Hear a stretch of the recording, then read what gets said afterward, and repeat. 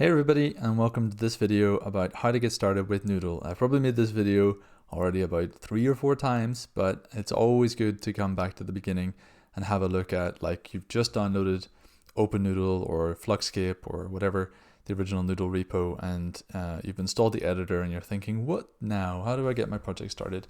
Well, there's a template that I created that was based off an original Noodle template that was like the login sign up template that doesn't exist anymore, and it's called the Noodle Starter template, which I'll link to in the description of the video. So all you need to do is go here, download the zip from the code. This is a full starter project ready to go, so download it, open it up, unzip it, rename it something like, this project that I'm doing is called Tagasur. It's a funny named project, but it's cool. I'm going to move it into my documents to keep it somewhere safe, just because my documents is my documents is backed up in the cloud, so I like to have the projects backed up in the cloud. But the number one thing you should be doing with the project is creating a repository. You should have a GitHub account. It's free, it's easy to set up, and you should be creating a repository for your project. So we're going to call it Tagasur. It's going to be private. Better that, I mean, if you want to share it with other people more easily, like just invite anybody to come and contribute to your project, make it public, but then that means anybody can push to it. You should probably make it private and then just invite individual people who you want to collaborate with. Anyway, let's create that. Don't make a README, don't make anything. Just create the plain, simple Git repo. And then we're going to, so we've got our project, we're going to open our project. We're going to go into OpenNoodle, Code Crusher, OpenNoodle, Fluxcape, whatever fork you're using. It's all the same at the moment. At the time of making this video, it's all the same. And they're all equally compatible with each other. Open up the folder, which we just downloaded, put into our documents, Tagasur. And there we go. That's all. So that's done. The project is started. We should do a couple of little tidy things to tidy up. I'm going to call it Tagasur. We are going to rename the main page. We're going to call it home, something like that. Make the path home. The path changes automatically, so that's fine. I think the other ones are fine. We can also clean up the project folder itself, because I've got lots of things in here like cat pictures and stuff that you probably don't need. So you can take away the cat logo, which is like the kind of site logo at the top, just as an example. How to get started, just delete that. It's fine. And I think, yeah, keep the loading spinner. I think that was useful. I can't remember why I put that in there.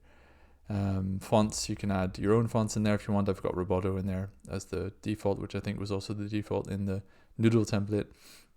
But if you want to download a font, just stuff it in there, the whole folder for the font family, and it'll be in your project.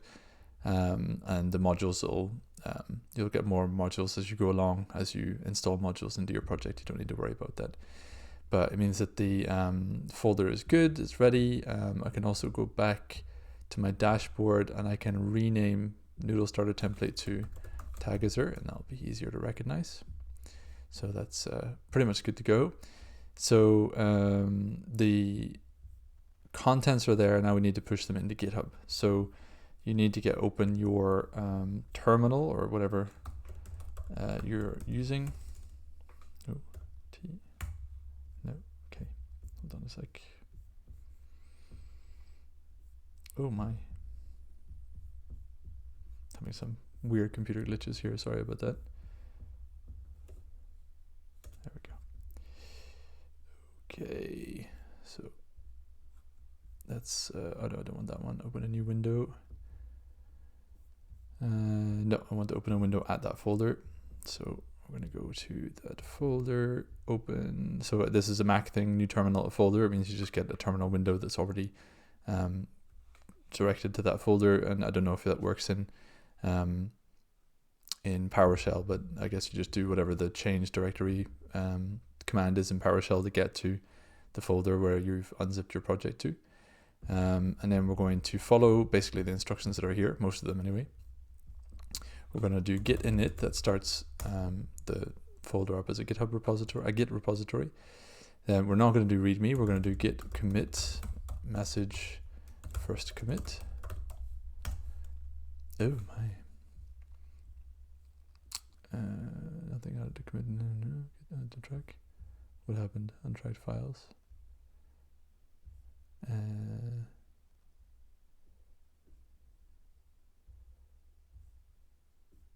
don't know why that happened. Oh, because it didn't do git add. Oops. Git add dot. And then we'll just repeat that command, git commit.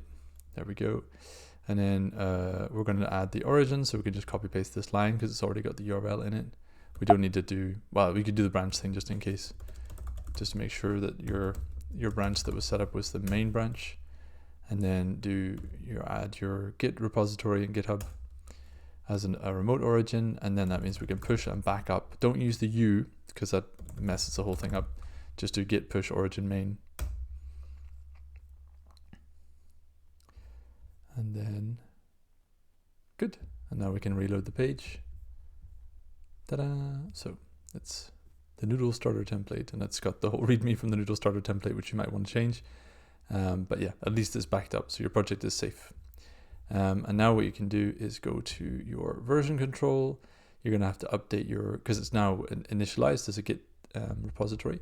You're going to have to put in your access token, which I can grab, I think, off screen and not compromise. Give me a sec. Okay.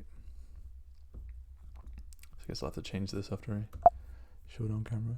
So paste your personal access token in here, which I'll do off screen. And save. And when you've saved your personal access token, you should get this. Personal access tokens, if you don't have one, which probably you don't if you're following this word for word, go to your settings in GitHub. Go to developer settings. Go to personal access tokens. Go to classic tokens. Go to generate new token classic, and then give the token a name. Expiration never if you want, or you can roll them if you feel like you want to make sure that that doesn't last forever. You can say it expires and you just create a new one or regenerate it after 90 days. And then all you want to give it is access to the repo. You don't want any other accesses. So, we call it Tagasser token. I use the same token for all my projects. So that's probably not safe, but yeah, anyway, generate the token. That'll give you the token that you would have put into this version control window. Here you can get it back by clicking on the cog. You'll see the personal access token, just paste it in there, click save. And then that means you can push to the main branch and say, first Noodl commits. Oh no, we don't need to, we just need to push. So it's good. And now everything we do will be tracked in here, and we can add changes whenever we've changed something. We can commit those changes and then push them to our main branch, or create other branches if you want to. If you want to create like a development branch to test out some new feature that you don't want to go to the main branch, that could be a way to do it. So good. What else do we need? I think that's pretty much it. We're good to go. So we've got our project backed up, and we've got the template in place. So you're pretty much ready to rock. Just start developing your Noodle project, and watch some of my other videos. If you don't know how to do that and you want to find out, then yeah, there's plenty of other videos to watch to know how to do that better. So I hope you enjoyed that, and I gave you a good easy start, and I'll see you in the next one.